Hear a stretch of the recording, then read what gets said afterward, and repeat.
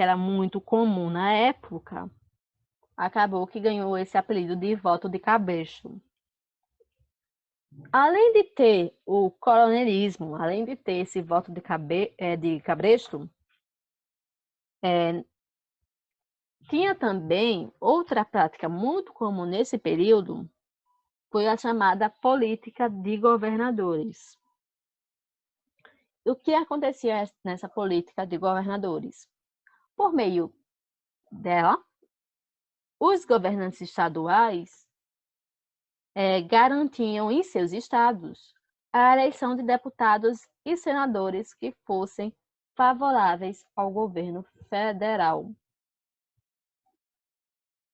Isso ocorria com a ajuda dos coronéis, que eram os influentes da época, muito influentes na época, e eram esses coronéis que faziam o controle dos votos na região para aquele deputado ou senador ali que ia, depois de eleito, trabalhar no Rio de Janeiro, que era então a sede do governo federal. E o que é que acontecia? Em troca dessa ajuda aí dos coronéis, o presidente deixava de intervir nesses locais que tinham o comando desses coronéis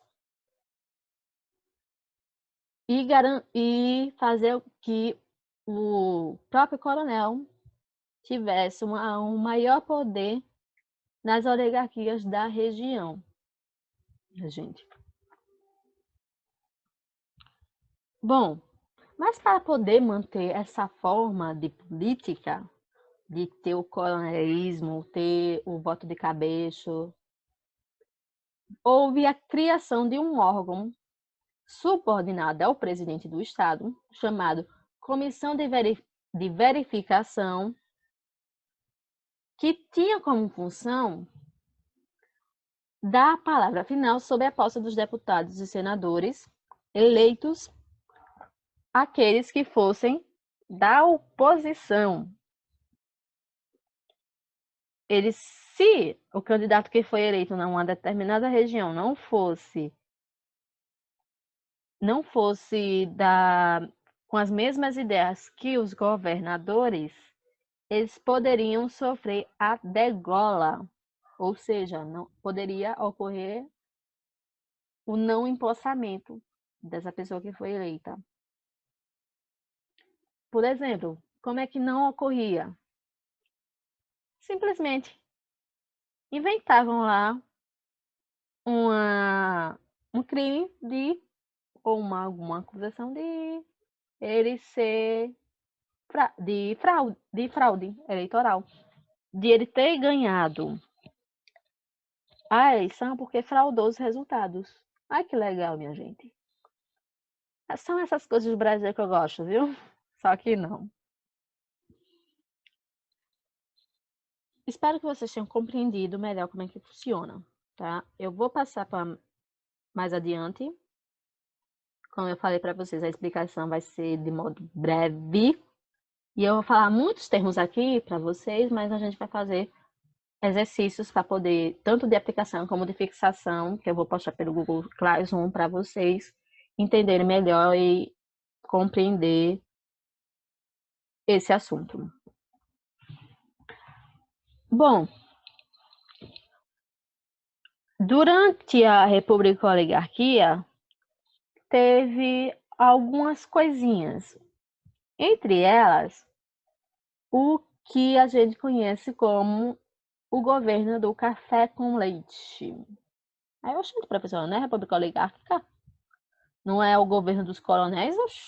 Que é isso aí? Que termo é esse muito doido? Vamos lá.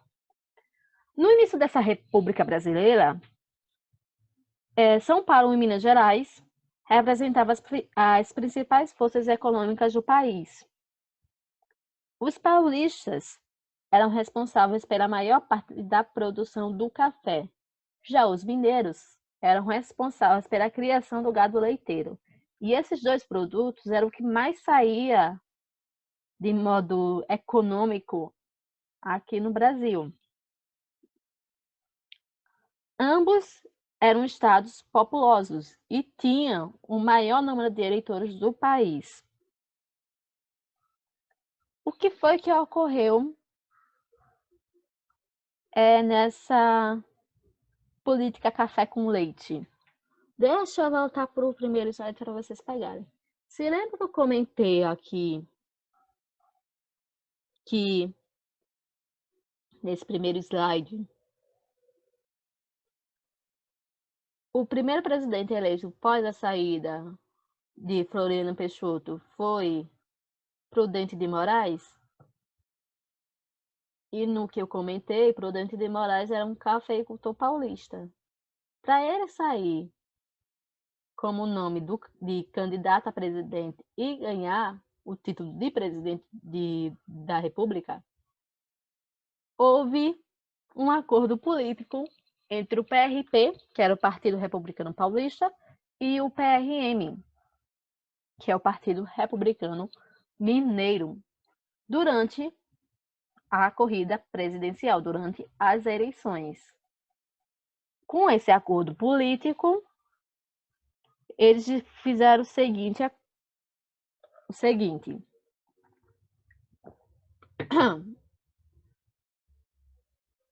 já que temos que escolher um nome só e um nome que esteja muito forte para virar o presidente, a gente vai eleger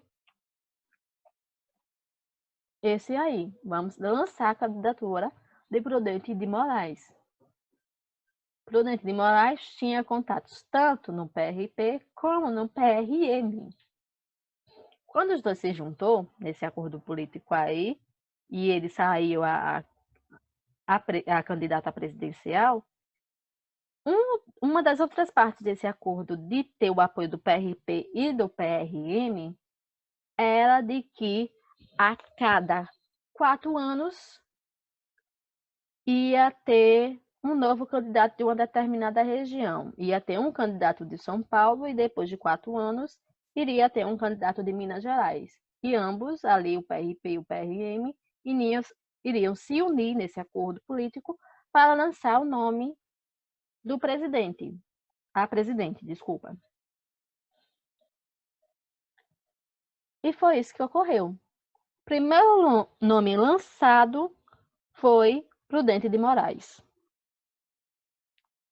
sendo pelo PRP, sendo um cafeicultor paulista, ok? E depois veio,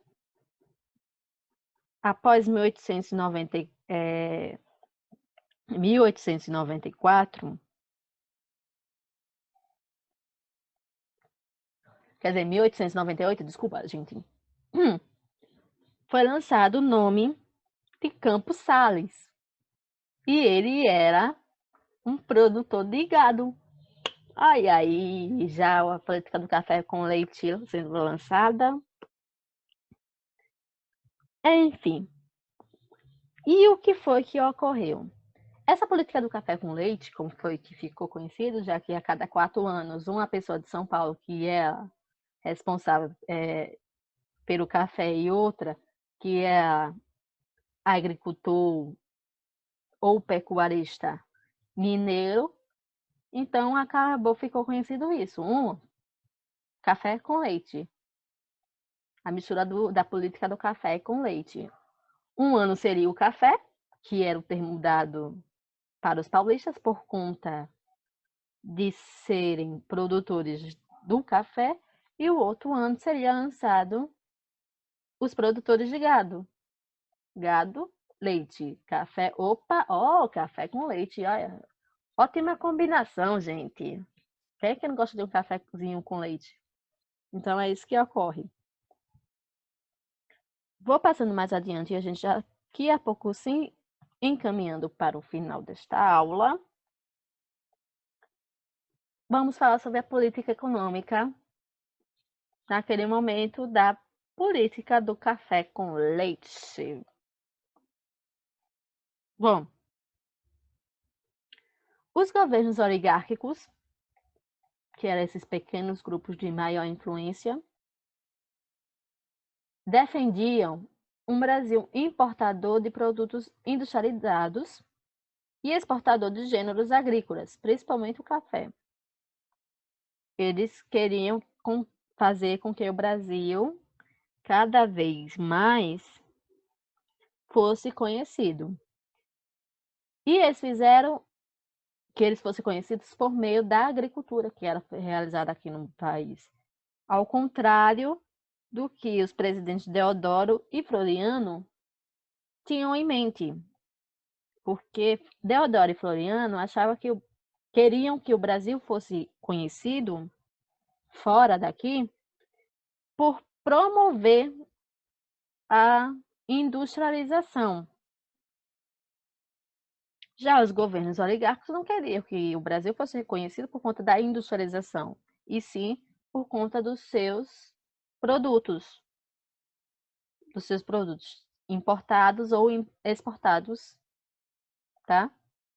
Mas assim, eles preferiam muito mais que o Brasil fosse conhecido como exportador de gêneros agrícolas do que importador de produtos industrializados. E eles defendiam os dois ao mesmo tempo, mas eles queriam muito mais um do que o outro. Por isso que as oligarquias, nessa época, eram formados por produtores de gêneros agrícolas, ok? Só que é o seguinte, quando teve a política do café com leite, acabou que teve um crescimento da produção do café e os preços sofreram grande queda no mercado internacional, o que diminuiu as receitas obtidas.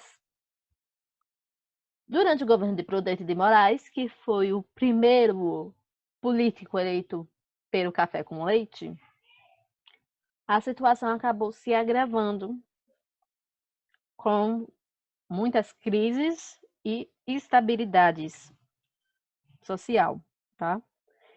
E para poder combater essa situação, o presidente de 1898 eleito, que foi Campos Salles, instaurou um plano econômico chamado de Fudlan. E esse Fudlan era um acordo financeiro com o Banco Britânico Rothschild em 1898. Uma das primeiras tomadas de decisões quando ele foi eleito e empossado. Gente, eu não estou falando mais de Prudente de Moraes, e sim Campos Salles, você lembra disso? Eu já comentei por alto os 4 anos de governo de Prudente de Moraes. Eu estou agora em Campos Salles, o quarto presidente da República Brasileira. Ok? E esse acordo feito entre Campos Salles e o Banco Rothschild, foi de pegar um empréstimo no valor de 10 milhões de libras esterlinas.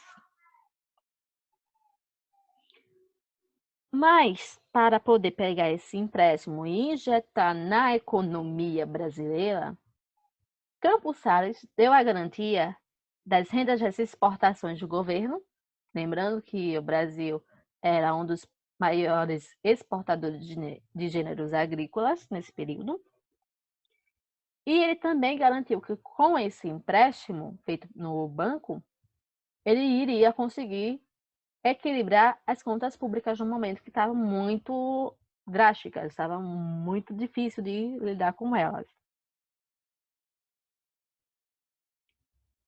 E o que foi que teve? Por um lado, foi bom, que pegou 10 milhões de libras esterlinas para injetar na economia brasileira. Mas, pelo outro lado, houve algumas consequências. E quais foram essas consequências? Por exemplo, houve a diminuição do ritmo da produção econômica. Teve falência de empresas e o desemprego dos trabalhadores. Gente, professora, mas não tinha pegado 10 milhões de libras esterlinas de empréstimo? Sim. Ele pegou esse empréstimo aí, mas foi para poder pagar as contas públicas, gente. e não para injetar totalmente na economia. Ele pegou muito mais para poder equilibrar essas contas do governo. O dinheiro que sobrou após o equilíbrio das contas foi que ele não deixou dinheiro suficiente para injetar também nas empresas que eram industrializadas, dinheiro investido em indústrias.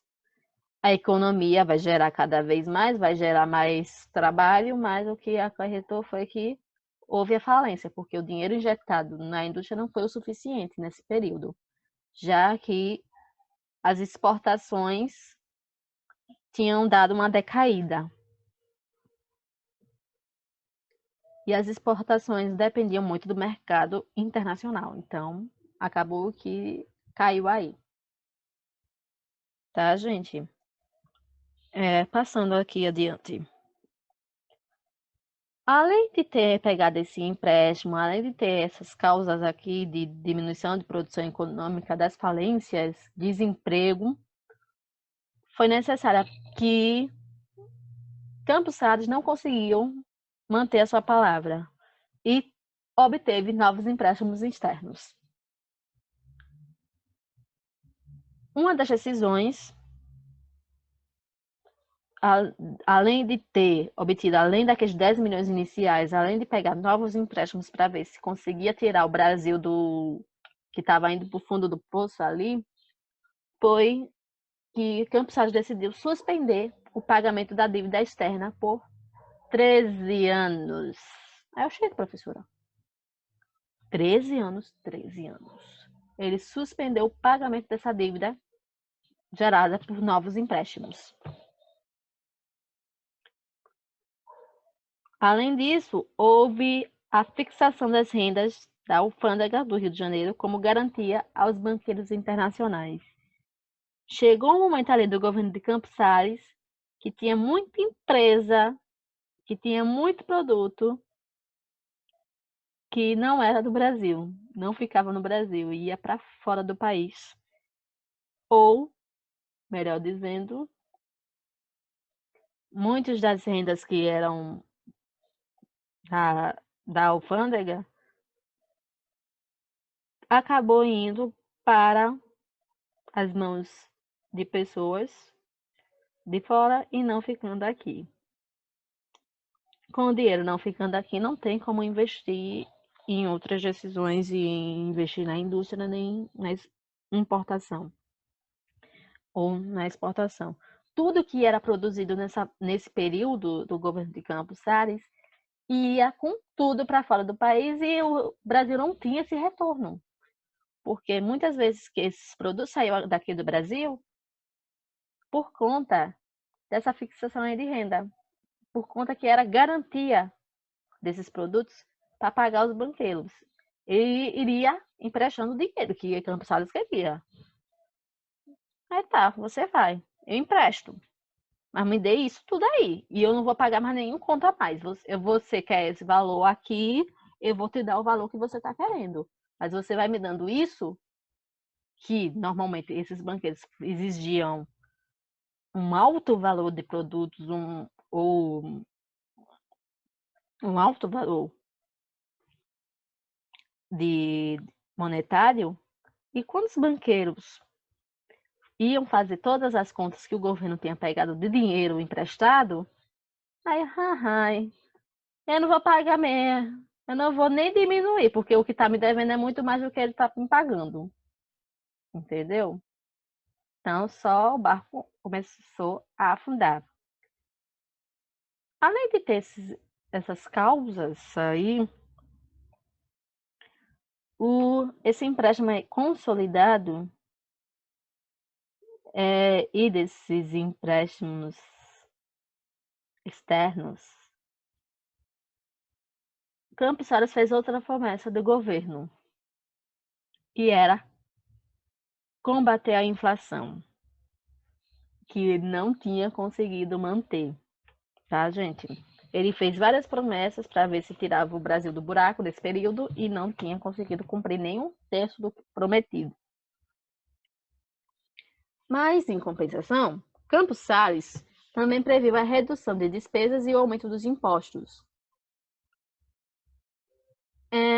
Por um determinado período, essa rigorosa política econômica estabilizou a economia do país, mas provocou a queda no padrão de vida da população.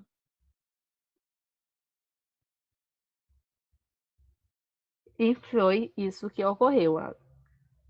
Por contrapartida de ter pegado esse empréstimo com os banqueiros internacionais, ele provocou a queda no padrão de vida, porque tudo que era produzido nesse período nunca ficava aqui, sempre ia para fora. Então, manter o padrão de vida que estava antes não era fácil. Bom, o que foi que aconteceu para poder solucionar todos esses problemas aí gerados? A solução encontrada pelo governo federal e pelos presidentes de Minas Gerais, São Paulo e Rio de Janeiro foi propor ao governo federal que comprasse e estocasse a produção excedente do café, para poder forçar o aumento dos preços no mercado internacional. Foram realizados mais novos empréstimos, além dos que o Brasil já tinha pegado lá atrás, e o convênio de Taubaté, quando ficou conhecida essa reunião entre esses presidentes de Minas Gerais, São Paulo e Rio, disse que a partir daquele momento, quer dizer, desculpa, gente. Após essa reunião dessas três regiões aí, eles fizeram o seguinte acordo: de preservar a economia cafeeira, transferindo para o Estado os custos da manutenção dos lucros dos fazendeiros. O que deu uma estabilizada ali na situação que estava. Só que teve o que foi que ocorreu. Chegou em alguns momentos que foi necessário queimar parte da produção do café, justamente para obrigar aqueles produtos que o Estado tinha vendido, obrigar cada vez mais as pessoas de fora recorrerem ao produto que estava em falta. Então a demanda foi maior.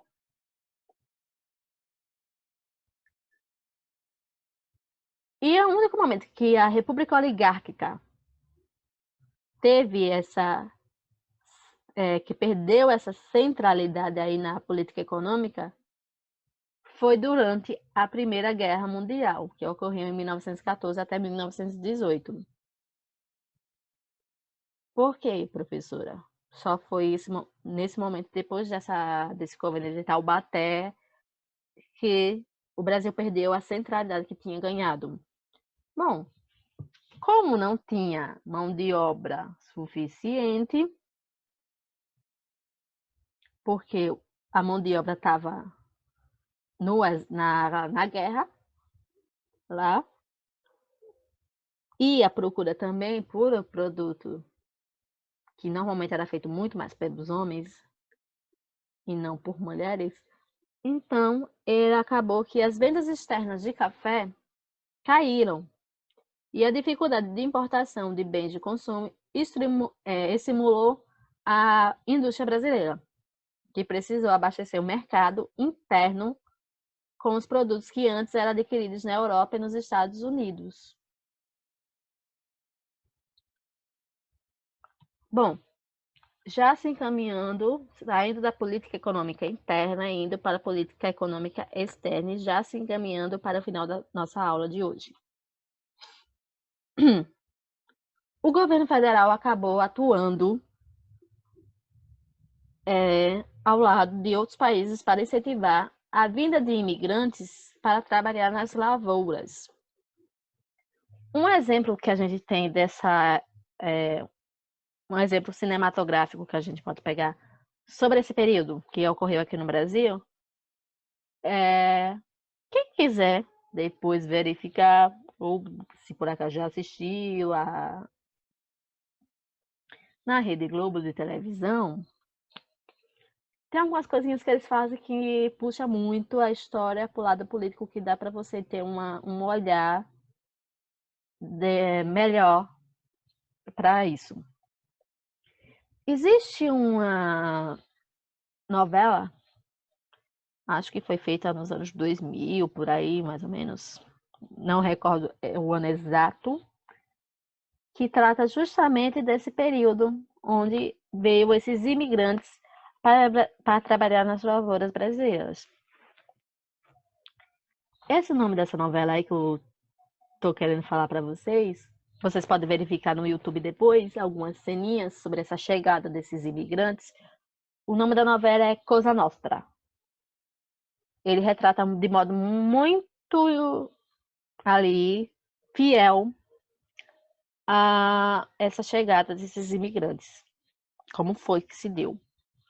Logo nas primeiras cenas, os 2 primeiros capítulos dessa novela, você vai ver essa chegada desses imigrantes que vieram por meio do incentivo do governo federal. Tá, gente? Entre esses imigrantes e entre esses outros países que eles se juntaram para poder incentivar esse trabalho nas lavouras, temos imigrantes que veio nesse período, por exemplo, de portugueses, espanhóis, italianos, principalmente italianos chegaram nessa época aqui no Brasil, alemães e japoneses. Uma curiosidade para vocês, as regiões de maior concentração de italianos e portugueses. Temos, por exemplo, essa influência em São Paulo, Minas Gerais e até mesmo no Rio de Janeiro. Os alemães veio para o Brasil e fixou-se mais na região sul do nosso país, e os japoneses ficaram ali em São Paulo. Os espanhóis acabam se espalhando pelo Brasil adentro. Tá, gente? Com essa chegada desses imigrantes, o que foi que ocorreu? Eles acabaram influenciando a sociedade brasileira e introduziu algumas novidades dentro da nossa alimentação, na nossa língua brasileira, nossa língua portuguesa, e muitas festas que a gente tem hoje em dia, se a gente tem elas, é devido a essa influência dos imigrantes. Outro fator de destaque da política externa da República Oligárquica é sobre a questão da atuação do Barão do Rio Branco. Ele foi chamado para trabalhar no gabinete econômico do governo federal, ao lado de Campos Salles, e ele atuou em muitas questões territoriais, como, por exemplo, foi devido a ele que hoje em dia a gente tem uma delimitação específica da fronteira da Argentina com o Brasil, e essa fronteira acontece no oeste de Santa Catarina.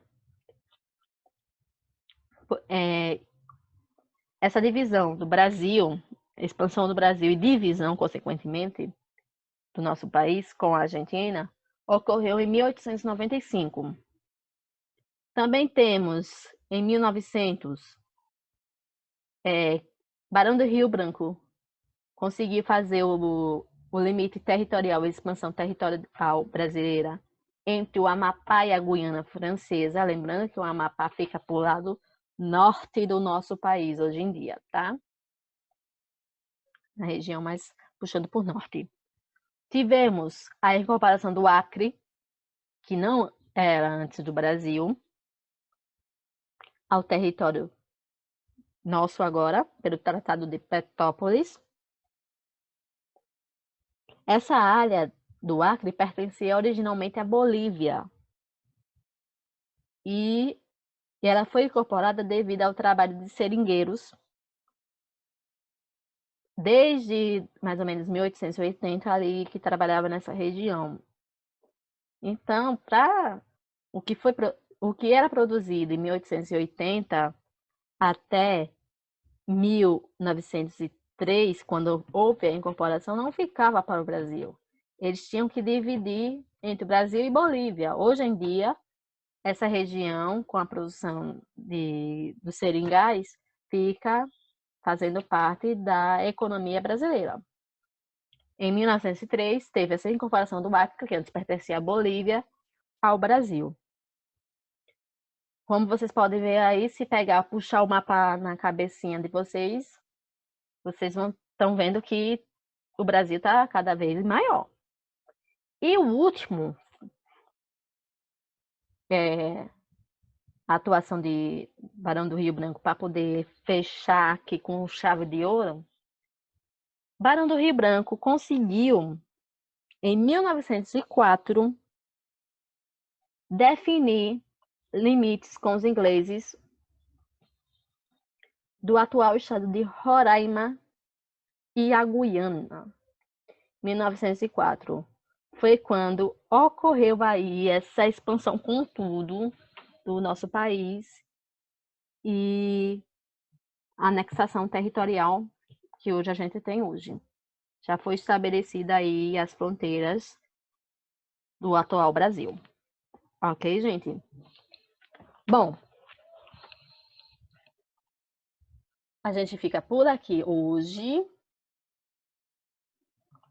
Irei deixar uma atividade no Google Sala de Aula para vocês também.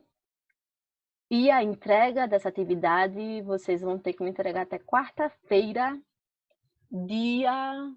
Deixa eu pegar aqui o calendário, viu, gente? Quarta-feira, dia 13 de maio. E é isso. Fiquem em casa, estudem, se cuidem e até a próxima aula.